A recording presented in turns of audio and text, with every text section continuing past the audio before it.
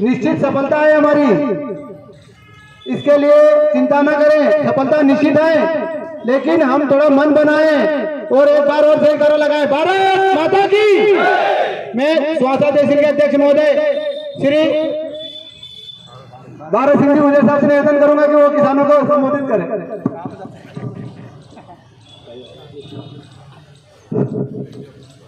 भारत माता की, भारत माता की, भगवान बलराम की, भगवान बलराम की।